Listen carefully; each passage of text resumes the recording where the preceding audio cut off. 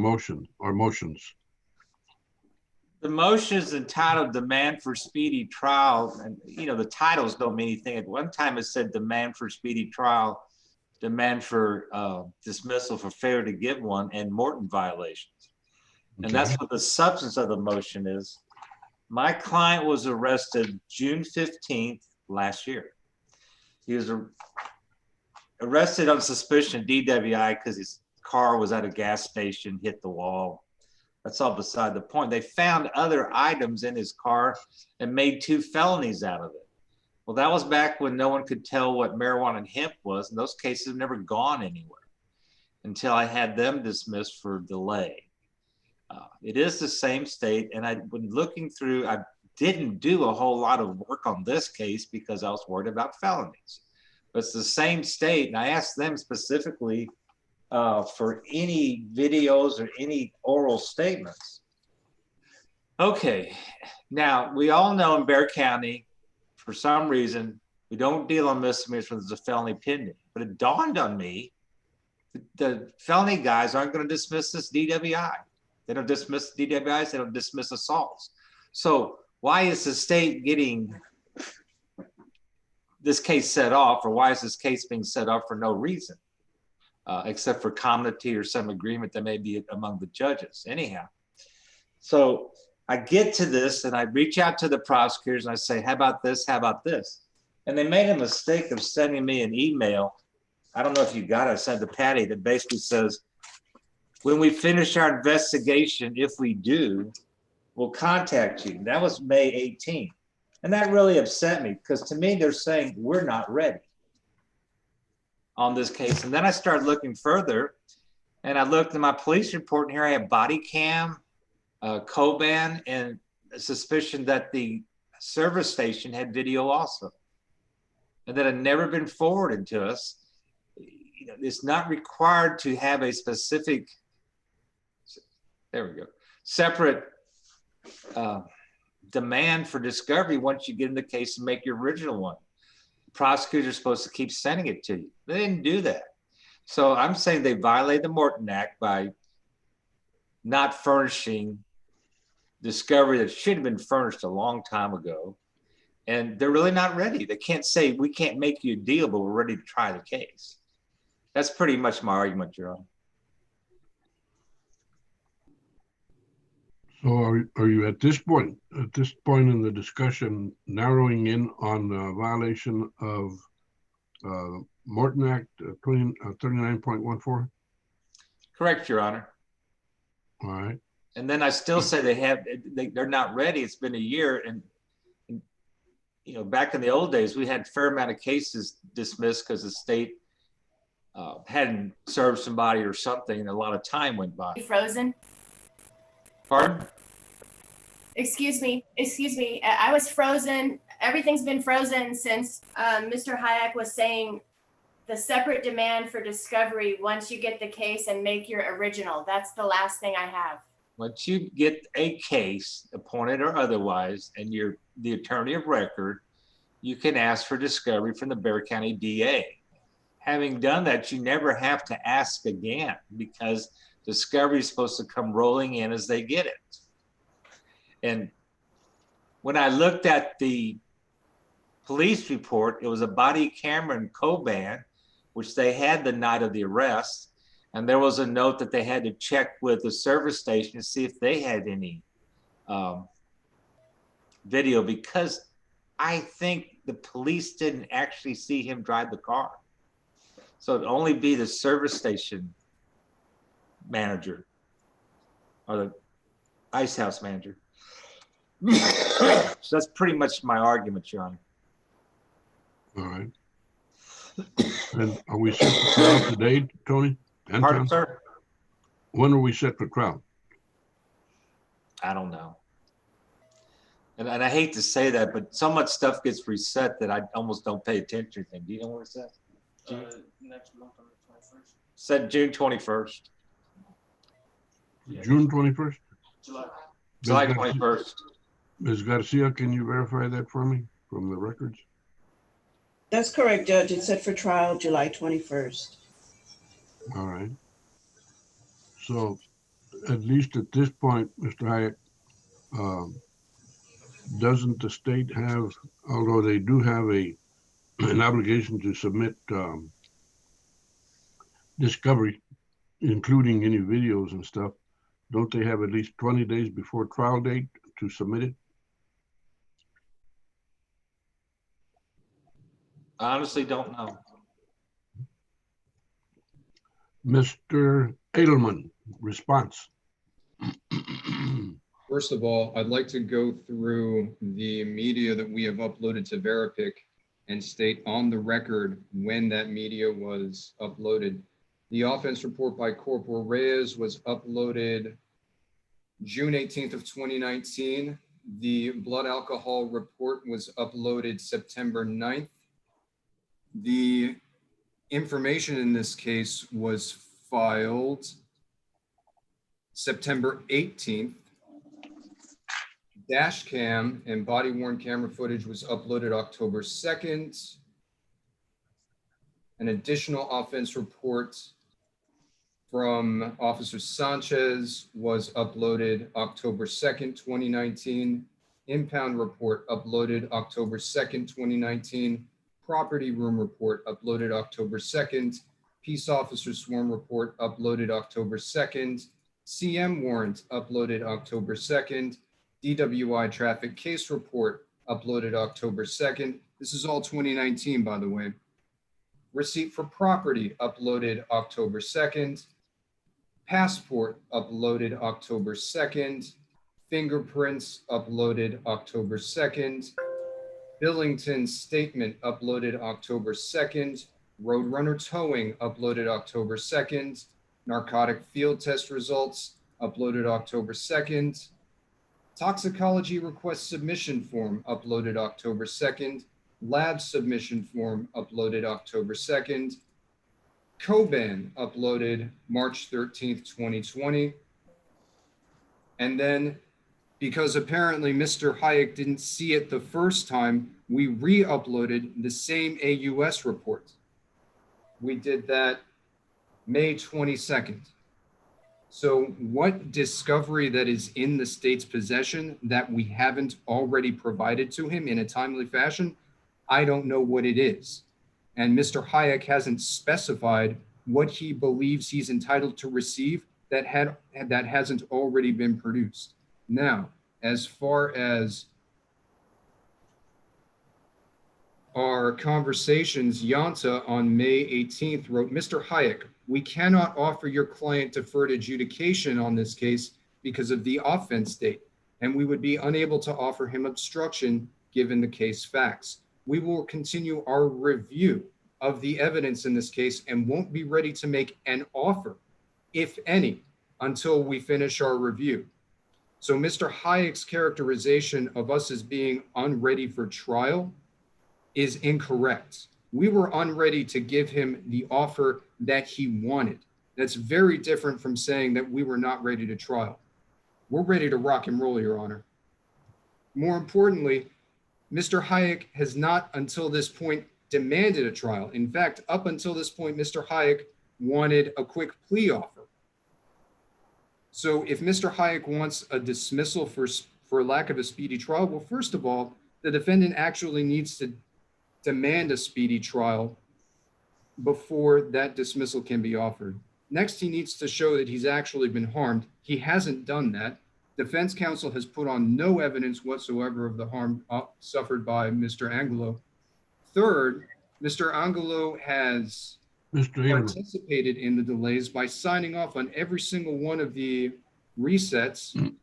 Fourth, Mr. Hayek has not offered any evidence that there is actually an enforceable policy that prevents county courts from taking misdemeanors to trial when there are pending felonies. It's something that we do as a courtesy to the felony courts, but it's not a directive, it's not an order, it's not an obligation. And if Mr. Hayek had demanded a speedy trial at any point before now, this court had the power to do it. Mr. Hayek didn't. His client didn't. Okay, Mr. Edelman, right now, right now my concentration is on the 39.14. I think Mr. Hayek have believed that it appears that it's been adequately responded to. Do you agree or disagree? And if you disagree, why? Well, I disagree. For the prosecutor, first off, if I say, how about this offer, and they reject it, that doesn't mean I don't want to hear any offer. Secondly, Patty just says, here's your reset, sign it. And I don't think you'd really want your court being run by defense attorneys saying, no, we're not going to, we demand a speedy trial, and then not go to it. We would have chaos with nothing being said on particular dates. The prosecutor read up a long list of items. Mr. Hayek, what I'm asking is, what discovery, because right now I'm focused on 39.14, what discovery have you not had submitted to you that you are asking for? I didn't write down the prosecutor's entire list, but almost everything. We have a blood test, which we got about a week ago. We have at least one police report. I don't know that we have a supplemental police report. I know we don't have anything from, pretty sure we don't have anything from Roadrunner Towing. Not that that's terribly important. I doubt if we have an inventory list. So I think there's quite a few items that may have been uploaded in good faith, but just doesn't make it over here to my office. Okay, well, I have a little difficulty with that, Mr. Hayek. If they uploaded on our systems, they should be available to you, and if not, then we have a information technology issue that I don't know if it's the state's fault or your equipment's fault, or if there's any fault at all. There's no way for me to know what is uploaded unless I'm sent a notice. Okay. And my secretary goes through the emails every morning. Every discovery notice is open and she looks at the videos and prints out the documents. And by the way, video downloading is taking forever.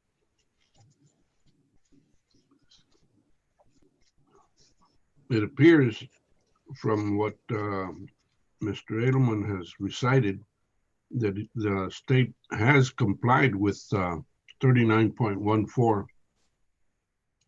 Unless you can give me a specific on that, I'm willing to listen, and I have listened and will continue to. What do we got specifically that you believe has been denied you? I would need that list again, but I didn't have any videos.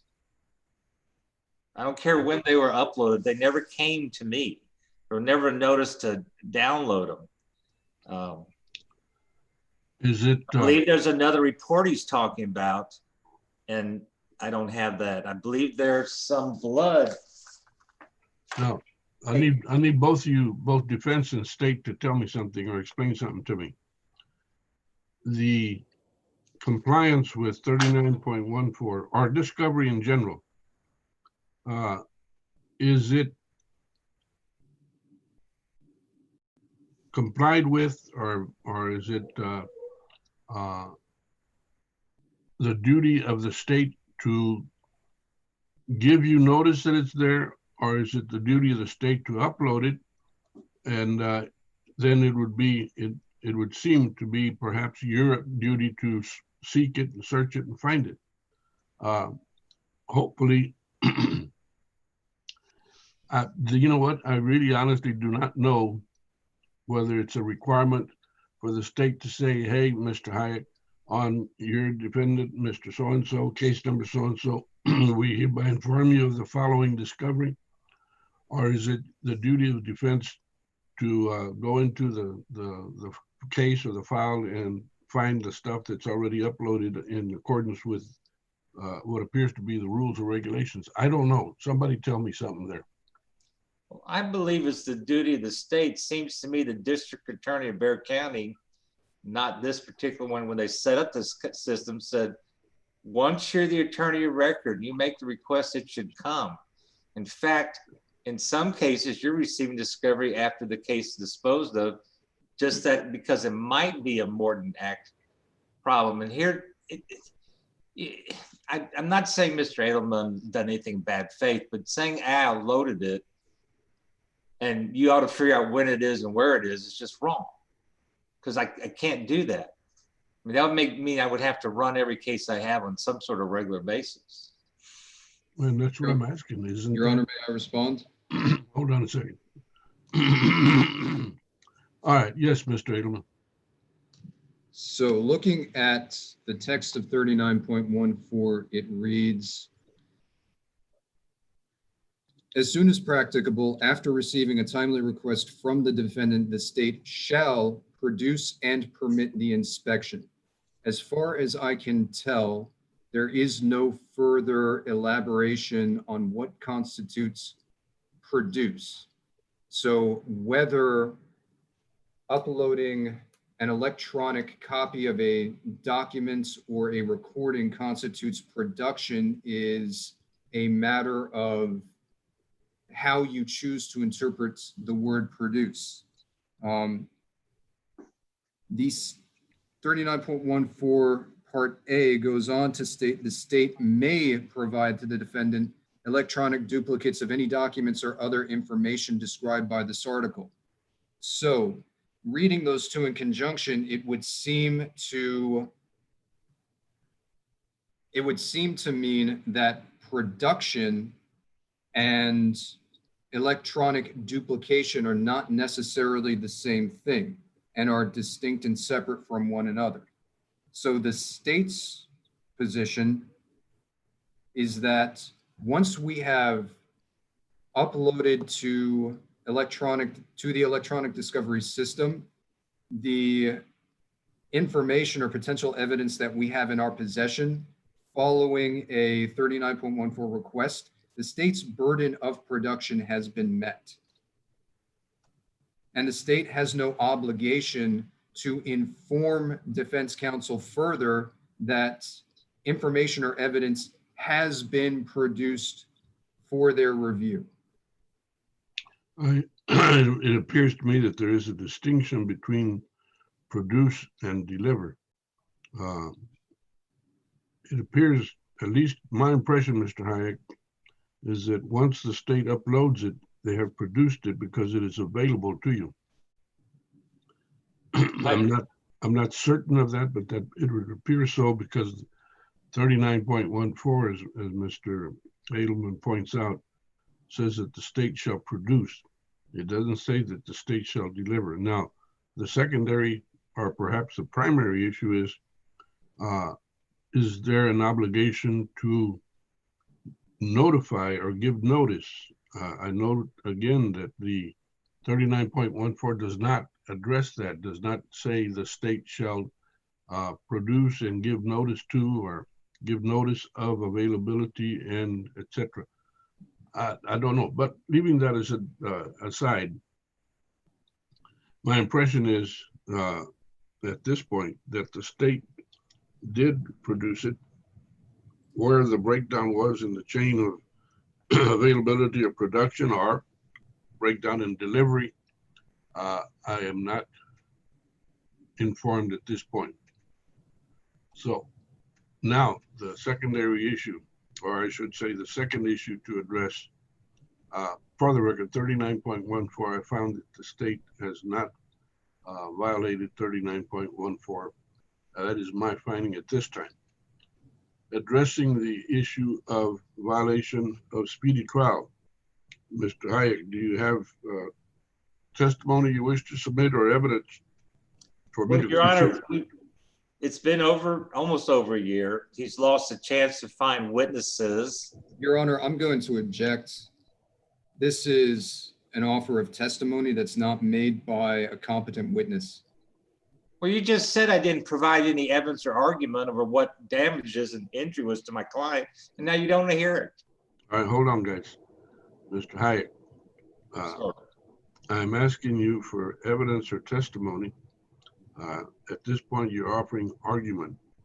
Do you wish to submit testimony? Sure. Let me All right. call Antonio Angulo. Okay, Mr. Angulo, would you please raise your right hand? Do you solemnly swear that in this proceeding, the information and testimony you may submit will be the truth, the whole truth, and nothing but the truth, so help you God. Yes, sir. Thank you. You may put your hand down. Mr. Angulo, first, before you say anything, I realize that this is a motion. This is for the record. This is a motion that your attorney is asking you to testify in. Ordinarily, you have the right to remain silent. He's apparently asking you, or will present you as a witness, which means you're technically giving up the right to remain silent, but the court will note that this is for the purposes of this hearing only, so it's limited. Do you understand what I'm saying to you, sir? Yes, sir. All right. Now, Anton, can you move the camera towards your client? There you are. Have him move. That's good, because he was cut in half. Very good. That's good. All right. The silly camera just kind of moves around. Mr. Hayek, you may proceed. Thank you, Your Honor. Oh, by the way, excuse me, this is case number 617098. Defense is presenting a motion, a request for a dismissal based on violation of speedy trial. You may proceed, sir. Mr. Angulo, you don't contest that you were arrested June 15th of 2019.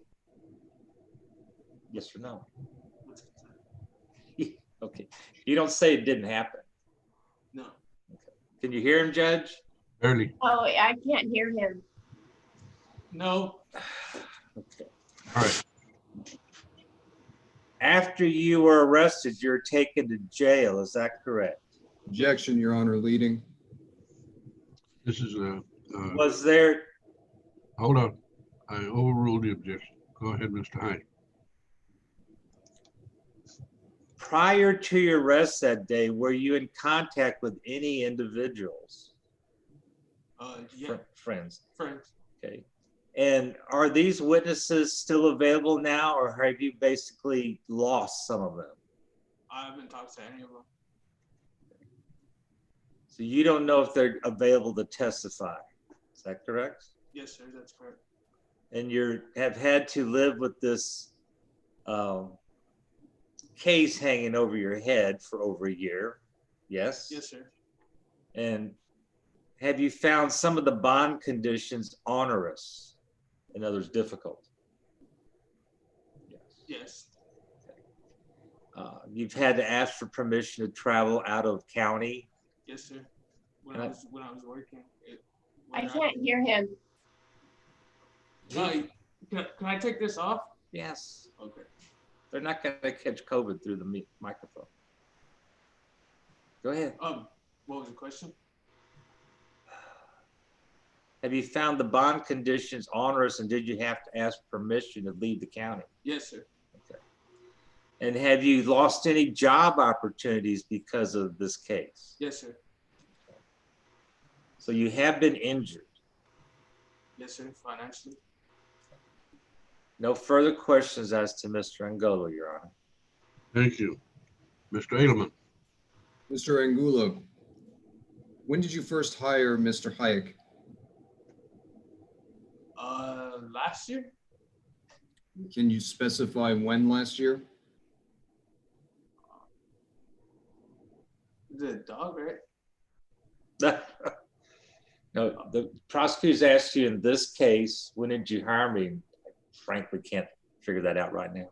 I think after I was released on bond. And your attorney explained the rights that you had under the Sixth Amendment, that you had the right to request a speedy trial if you wanted one? No. No. Oh, so your client didn't explain your rights to you? I mean, your attorney didn't explain the rights that you have to you? I'm not sure. You're not sure if he explained your rights? It's been going on for like a year. All right, well, when was the last time you asked him Of what? what your rights are, what you can demand? I'm not sure. Have you ever asked him? I don't think so. Has he ever told you? We were mainly focused on the felonies. So on September 9th, on July 8th of 2019, you signed a 90-day reset form that set your case for September 9th of 2019. Is that correct? Yes. That was at the courthouse, right? Now, at that point, did you tell your attorney that the stress of having this hanging over your head was too much for you to bear? It wasn't like too much to bear. It was just always like inconvenient because I would have to call off for work and then come to the courthouse. And then we'd wait there for like hour, 30 minutes. And then we'd get the paper saying it was rescheduled. And we kept doing that over and over. Okay, so in response to this first reset, you told your attorney that you wanted a trial, right? And you wanted it sooner rather than later, correct? No, Well, I was just doing what I thought that was coming from like the judges and stuff. So I was just, Okay, and then again, on September 24th, you signed a reset form. And that set your case out to November 19th of 2019. Is that right? yes, sir. And at that point, you told your defense counsel, this is taking too long. I want a trial. I honestly thought that was y'all saying that we're gonna move it to this day because we have other stuff we have to do. And then on November 19th, you signed a reset form, which reset your case to February 19th of 2020. Is that correct? Yes, sir. All right, and at that point, you saw February 2020. Are you kidding me? This is taking too long. I want a trial. You said that to your defense attorney, right? I'm pretty sure I said something along the lines because we've been getting rescheduled quite a bit already. Okay, and if you said something along those lines, then your defense attorney would have filed a speedy trial motion at that point, well, right? you're asking him legal questions and he's not a lawyer. What I would have done, that's my job to run the case. I object. I'll sustain that.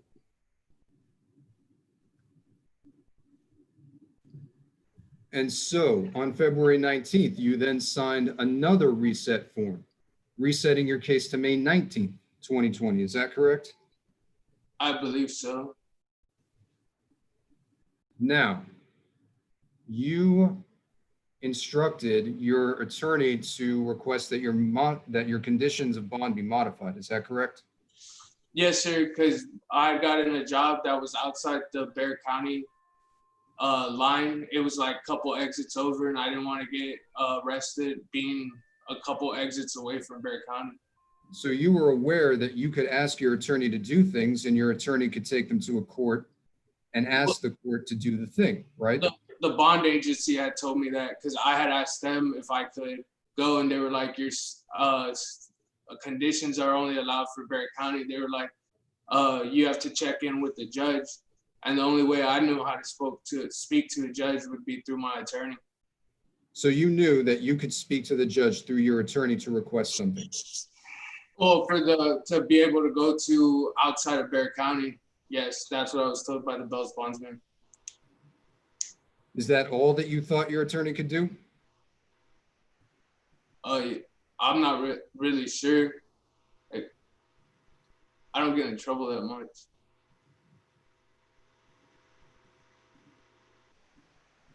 Have you been under the care of a psychiatrist or a psychologist or a counsel for the stress that you've had to deal with? No. I read the Bible. Are you prescribed any medication for anxiety or depression as a result of this whole process? No, sir. No further questions, Your Honor. Thank you. Mr. Hayek, No further questions on my client, Your Honor. thank you, sir. Anything further, Mr. Hayek? Yes, Your Honor, I respectfully disagree with the court's decision that merely uploading documents is enough. That is not the plan, as I understand it, from the Bexar County District Attorney. And Michael Morton, they had the scarf but didn't tell anybody, which is the same as saying, well, we uploaded the scarf and you had to figure it out, which eventually it was. So I absolutely disagree. I think there's a great part of the list the prosecutor read that I have never received. But I'm still bothered why I just can't get an offer. My client wants to go to a job in Virginia and I want to let him do it. He's going to be making $2,000 a week. Pretty nice job. All right. So I was trying to do that so he could leave because he's going to leave in July. Well, that's a separate collateral issue right now. It is. Right now, we're looking at the issues on discovery. That's the ice cream man going by my house here. Your Honor, may I address the court? I'm sorry. Yeah, of course. So it seems that you have already ruled on the discovery issues and that we've moved on to the speedy trial issues. Is that correct? That's correct. In that case, if Mr. Hayek has completed his remarks to the court, may I proceed with mine? Yes, sir. Wait, hold on a second. Mr. Hayek, do you have anything else to say? Well, No, sir. You said No, sir, no. Your Honor. Okay, that's fine. Mr. Edelman, you have the floor, as it were. So in the body of Mr. Hayek's motion, he pastes the correspondence that Mr. Yanta sent to him. At the end of that correspondence, Mr. Yanta said, if you don't hear from us about this case before Friday of this week, please follow up with an email to this address, dacc5@bear.org. Mr. Hayek did not do that until last Thursday. Now, Mr. Hayek's defendant has made a bare assertion that he has not been able to maintain contact with witnesses who may have been able to assist his defense. He has not said who they are. He has not made any offer of proof about what they would say, and he has not demonstrated any efforts that he, through his attorney, has expended to try and maintain contact with them in order to keep them available. He has made bare assertions of anxiety as a result of this process, but cannot point to any specific ill effects that he has suffered as a result of them, cannot point to any treatment that he has needed as a result. And case law states that bare anxiety or generalized anxiety as a result of the legal process is not a sufficient prejudice to the defendant. Mr. Angulo at no point instructed his, I'm sorry, that may be misstating it. If Mr. Angulo instructed his defense counsel to file a speedy motion at any point up until the past week, Mr. Hayek didn't do so. There doesn't seem to be any indication that Mr. Hayek has explained in depth exactly what Mr. Angulo's rights under the Constitution, both federal and state, are, so that he would be able to properly assert those rights through his attorney. Finally, in Mr. Hayek's remarks to the court, he makes reference to the fact that he just wants a plea offer. Well, if he wants a plea offer, why is he demanding a speedy trial now? It's because he doesn't want a speedy trial. He's angry that he didn't get a plea offer fast enough. Well, the ball was in his court, and he didn't hit it back until way too late. And he doesn't get the court to order this case be dismissed because he and his client sat on their rights. So for those reasons, the court should deny the motion for dismissal for want of speedy trial. And this case should be placed on the trial docket.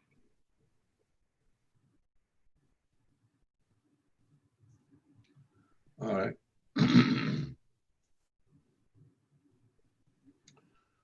First of all, the court will not delve into or get involved in the relationship between attorney and client.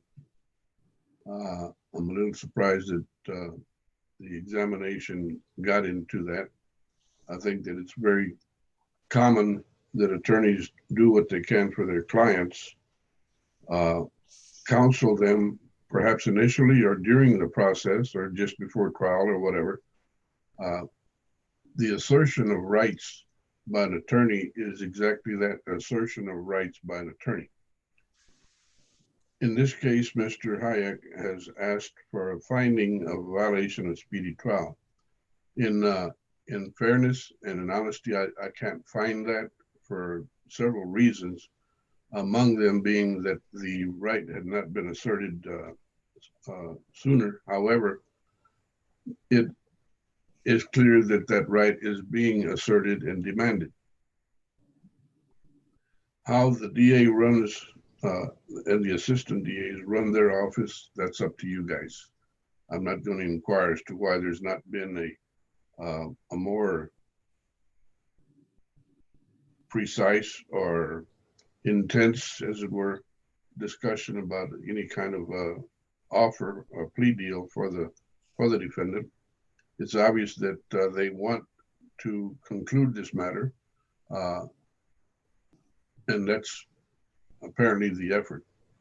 I will not grant the motion at this point. There are several factors that are not established in my mind, nor were they on cross-examination searched out any at all. You are correct that the general assertion that Mr. Angulo has lost witnesses is very vague and incomplete, but neither side sought to dig that out or scratch it out or give more time to it. So at this point, I'm denying the violation of speedy trial. Anything else, Mr. Hayek? No, thank you, Adam. But if y'all could put myself and the prosecutor in a private room, I would appreciate it. All right, Patty, are you there where you can do it? Yes, sir. Very good. That'll conclude this hearing at this point.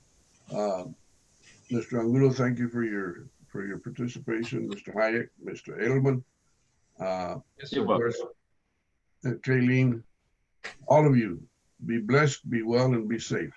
Yes, sir. Thank you. Thank you.